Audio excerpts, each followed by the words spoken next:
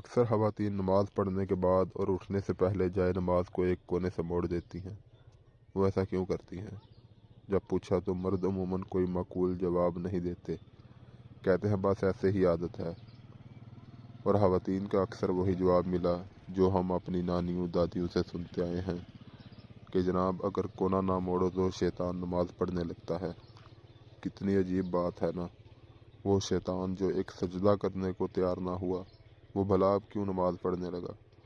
اگر اس نے اب سجدہ کرنا ہوتا تو پہلے سجدے سے انکار ہی کیوں کرتا؟